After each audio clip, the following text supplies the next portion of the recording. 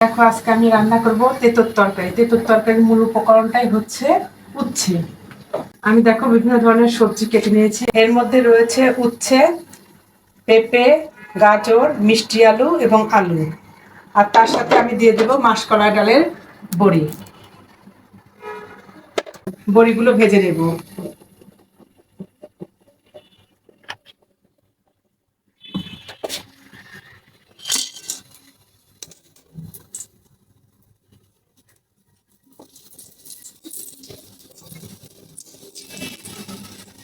সুন্দর করে লাল লাল করে ভেজে নিতে হবে।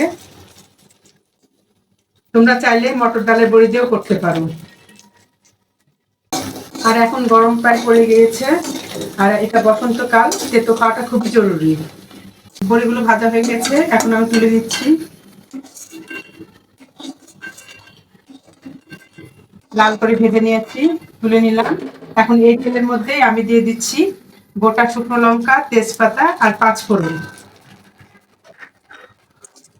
ফোড়নগুলো একটু ভাজা ভাজা করে নিতে হবে।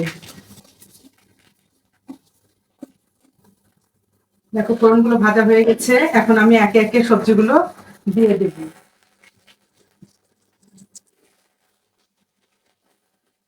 এখন তো রোজা শুরু হয়ে গেছে, ইফতারের পর এই সবজিটা দিয়ে খেলে পেটটাও ঠান্ডা থাকবে, শরীরটাও ভালো থাকবে।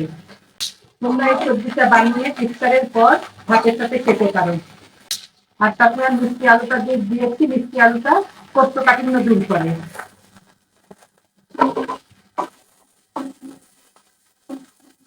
সেই সময়ও খাওয়া যেতে পারে।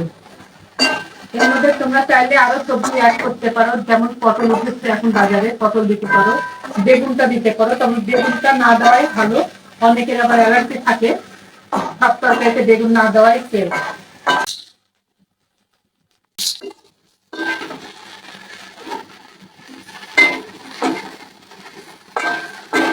যত সবজিগুলো আমি হালকা ভেজে নিয়েছি, এখন আমি দিয়ে দিচ্ছি পরিমাণ মতো লবণ, আর দিয়ে দিচ্ছি হলুদ গুঁড়ো।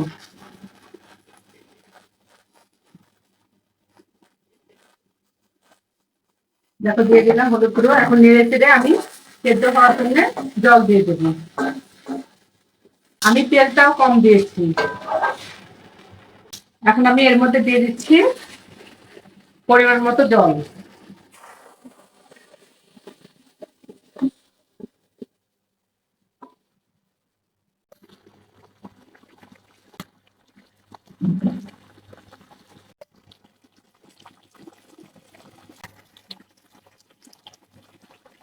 দেখো বন্ধুরা, সবজিটা সেদ্ধ হয়ে গেছে।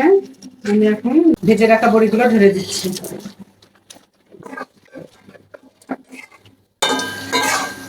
বড়ি তোমরা সবজির পরিমাণ অনুযায়ী দিবে, খুব বেশি দিবে না, খুব বেশি দিলে কিন্তু খেতে ভালো লাগবে না। এখন আমি আদা বাটা দিয়ে দিচ্ছি। খুব বেশি দিবে না, সামান্য পরিমাণ আদা বাটা দিবে। নামানোর আগে আদা বাটা দেওয়ার কারণটা হচ্ছে আদা ফ্লেভারটা আসে এবং খেতে খুব টেস্ট হয়।